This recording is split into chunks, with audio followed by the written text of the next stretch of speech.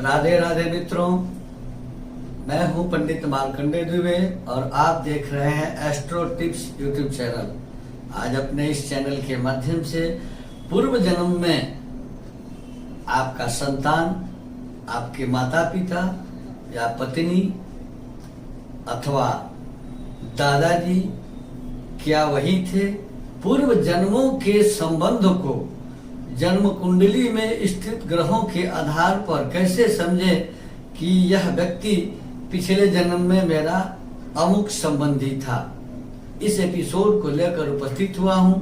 चूंकि जन्म कुंडली में ग्रहों की स्थिति और युति से अनेकों योग बनते हैं। वो योग हो, कुयोग हो, राजयोग हो, दरिद्र योग हो, कुछ भी हो, ग्रहों के संयोग से, 2 ग्रहों के, 3 ग्रहों के, 4 ग्रहों के मिलने से अनेकों योग बनते हैं। उसी प्रकार के ग्रहों के संबंधों के योग पर पूर्व जन्म के संबंध भी जन्म कुंडली से ज्ञात होते हैं।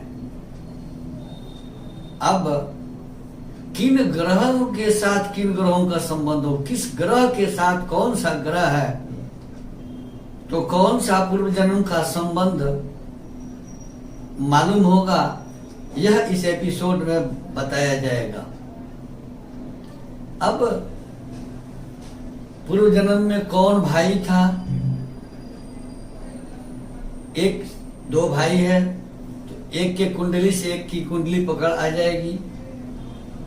एक संतान है तो उसके कुंडली में वह योग हो तो समझ। अगर कई संतान है तो जिसके कुंडली में यह योग मैच करेगा वही पूर्व जन्म का संतान है। कुंडली में पत्नी होने का संकेत भी ग्रहों के योग के आधार पर बताएंगे। पूर्व जन्म में पिता कौन थे, दादा कौन थे, पत्नी कौन थी, माँ कौन थी, भाई कौन था, सास बहू के संबंधों को भी ग्रहों के आधार पर देखा जा सकता है। अगर कई बहुएं हैं तो जिस बहू के कुंडली में वह योग होगा वही बहू पूर्व जन्म में भी बहू थी।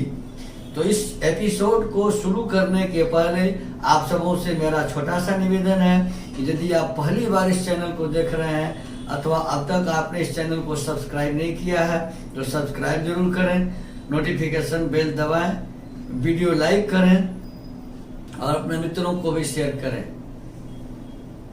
शुरू करते हैं। मंगल और शुक्र की युक्ति एक साथ हो तो पूर्व जन्म में पति और पत्नी थे, इस संबंध को दर्शाता है।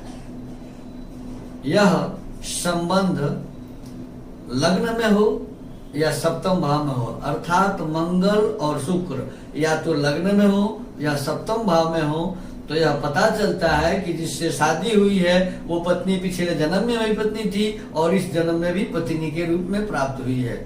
या मंगल की मेष और वृश्चिक राशि में यह संयोग बने, मंगल और शुक्र की युक्ति, अथवा शुक्र की वृषभ और तुला राशि में यह संयोग बने, तो यह समझना चाहिए कि वही पत्नी पूर्व जन्म में भी पत्नी थी। अब मंगल के साथ बुध हो या मंगल के साथ शनि हो या बुध के साथ शनि हो, इस तरह की युक्ति अगर कुंडली के लग्न में यानी प्रथम भाव में, तृतीय भाव में और एकादश भाव में हो तो यह संकेत देता है कि वह व्यक्ति पूर्व जन्म में भी आपका भाई था। अगर कि कई भाई है, 2, 4, 5 भाई हैं, तो जिसकी कुंडली में वह योग हो, यानी 2 कुंडलियों में यह योग मिले, एक भाई की कुंडली में हो और दूसरे में भी यह योग मिले, तो यह समझना चाहिए कि वह भाई पूर्व जन्म में भी भाई था। अब मंगल और चंद्रमा की युक्ति कुंडली के लग्न में अथवा चौथे भाव में हो। चौथा घर माता का घर होता है, तो लग्न में अथवा चौथे भाव में चंद्रमा और मंगल की युक्ति हो तो, या मंगल की मेष और वृश्चिक राशि में अथवा चंद्रमा की कर्क राशि में मंगल और चंद्रमा की युक्ति संयोग हो, तो यह समझना चाहिए कि पूर्व जन्म में यह संबंध माँ बेटे का था और इस जन्म में भी माँ और बेटा बनकर आया है। ये योग दोनों की कुंडली में मिलनी चाहिए। माँ की भी कुंडली में यह योग हो और बेटे की कुंडली में यह योग हो। माँ के कुंडली में चतुर्थ और लग्न में नहीं होगा, लेकिन पुत्र की कुंडली में यह योग अगर है तो वह समझे कि पूर्व जन्म में वही माता थी जो इस जन्म में माता के रूप में मिली है। अब मंगल और सूर्य की युक्ति एक साथ हो, और कहाँ हो?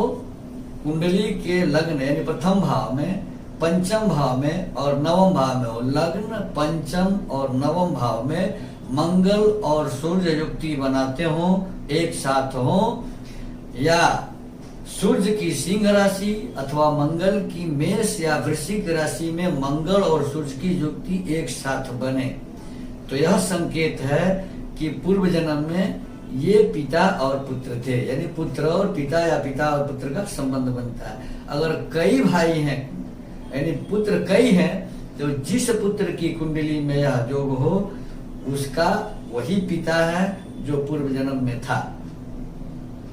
अब गुरु के साथ बुध या चंद्रमा के साथ बुध की युक्ति कुंडली में कहीं भी बने, चंद्रमा के साथ बुध या गुरु के साथ बुध, यह योग कुंडली के 12 भावों में कहीं भी बने तो पिता और संतान का योग बनाता है, गुरु और बुध का योग। संतान में पुत्र और पुत्री दोनों आ जाता है, तथा चंद्रमा और बुध की युक्ति माता और संतान का संयोग बताता है कि पूर्व जन्म में अगर कुंडली में चंद्र बुध एक साथ हो तो वह माता और संतान का संबंध बताता है, और गुरु बुध एक साथ हो तो पिता और संतान का संबंध बताता है।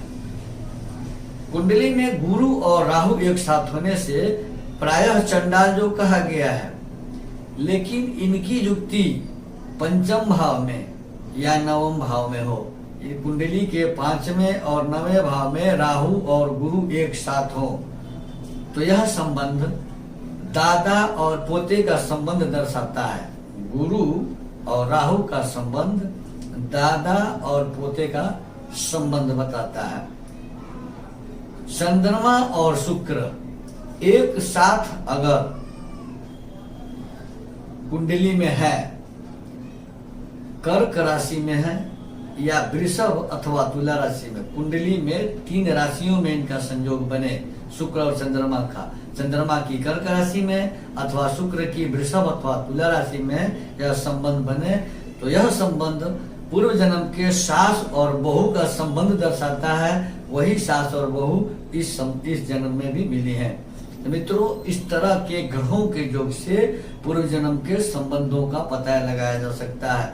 आप बने रहे हमारे साथ। इस तरह के एपिसोड के लिए हमारे यहाँ वास्तु से रिलेटेड, जन्म कुंडली से रिलेटेड, ग्रहों से रिलेटेड, पर्व त्योहारों से रिलेटेड और धार्मिक विषयों से रिलेटेड एपिसोड बनाए जाते हैं।